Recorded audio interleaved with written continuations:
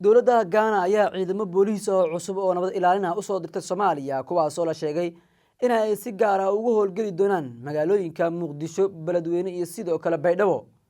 Howlgalka Midowga Afrika taageerada iyo sidoo kale xasilinta Soomaaliya ee AWSOM ayaa soo dhabeeyay cutubkan cusub oo ka tirsan ciidanka booliiska gaarka ah ee Ghana kaas oo loo soo diray Soomaaliya si ay uga qayb qaato taageerada amniga iyo xoojinta awoodda hay'adaha booliiska Soomaaliyeed. cutubkan oo loo yaqaan GFBU5 ayaa bedelaya cutubkii hore ee GFBU4 kaas oo soo gabagabeeyay muddaxileedkiisii kadib markii uu door muhiim ah ka qaatay sugidda amniga iyo taageerada ciidanka booliiska Soomaaliyeed.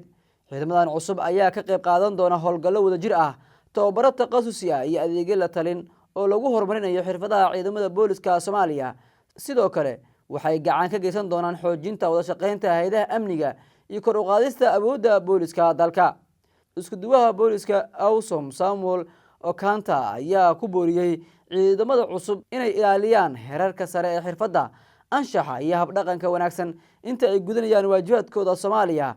waxa uu xusay in doorka cutubkan uu yahay dadaalada lagu xoojinayo awoodda ciidanka booliiska Soomaaliyeed iyo taageerada geedi socodka nabadda, amniga iyo xasiloonida dalka. AWSOM ayaa Soomaaliya ka taageerta dhinacyada sugidda amniga, tababarada ciidamada, la talinta hay'adaha amniga iyo ilaalinta xarumaha muhiimka ee dowladda.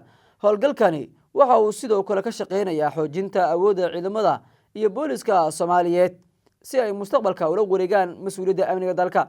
inkastoo dowladda federaalka Soomaaliya ay marar badan sheegto in ay dhisayso ciidamo qaran oo si buuxda u xaqiijin kara amniga dalka, haddana Soomaaliya waxa ay weli si weyn ugu faa'iideysanaysaa taageerada ciidamada iyo booliiska AWSOM kuwaas oo door muuqda ka qaata sugidda amniga, tababarka ciidamada gudaha iyo xoojinta hay'adaha amniga dalka.